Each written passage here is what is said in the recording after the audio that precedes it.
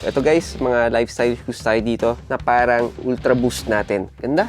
Sobrang lambot yung mga ganito. Pang training shoes naman tayo sa ganito. This one, pwede mong pang gym, optimal, comfort tayo sa ganito. Para siyang 530s natin.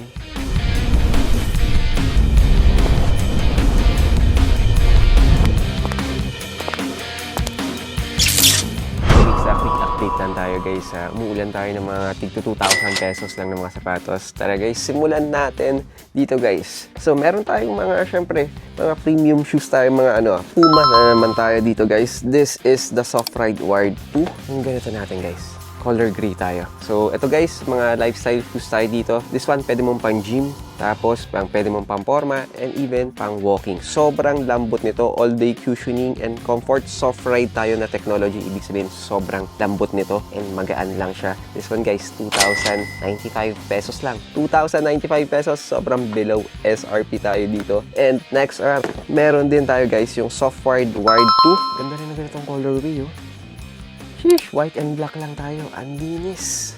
Sobra. So, yung mga soft ride natin, guys, ito yung mga malalambot. Ito yung tech ni Puma naman na parang ultra boost natin or parang mga NMDs natin compared sa mga Adidas natin. Ito yung mga pantapat naman ni Puma. Kung makikita nyo, sobrang simple lang tayo dito pero ang angas. Mesh type din tayo yung top. So, alam mong breathable tayo dito. Sobrang lambot yung mga ganito. 2,095 pesos lang tayo.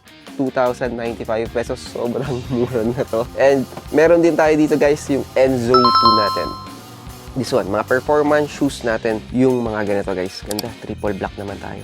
So nakita nyo yung meron lang tayong branding ng Puma dito. Tapos triple black na tayo dito. Sobrang gaan ng ganito. Tapos mesh type din tayo sa acting top. So sobrang breathable din yung ating sapatos. Ang technology niya, soft foam plus naman. So optimal comfort tayo sa ganito. This one, 2,295 pesos. Then, next, another performance shoes tayo dito. This is yung Prospect natin. Puma Prospect natin. Sheesh! Ito, okay na okay ito. Walking, pang gym nyo, okay na okay din. So, this one guys, pang training shoes naman tayo sa ganito.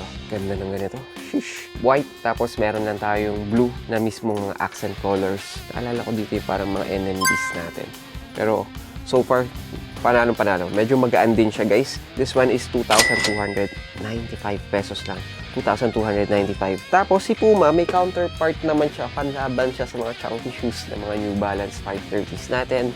Mga 1906R. This one guys is yung ating Puma Morphic base naman. Ganda. Natutuwa ako sa mga ganito nila. Okay, so para siyang 530s natin na mga New Balance natin. So halos same lang din yung material. Mesh tayo dito, pero ang gusto ko dito, medyo patent leather tayo sa pinaka-logo ng Puma. Tapos black and white lang tayo. Ang angas ng dating niya sa ganito. And sobrang soft din siya. This one guys, pwede mo rin siyang pang running. Pero this one, ganda.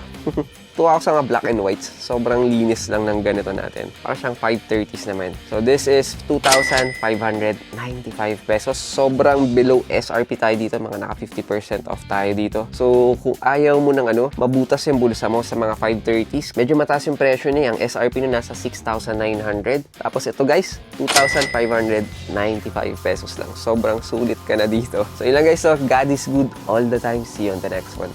Cheers!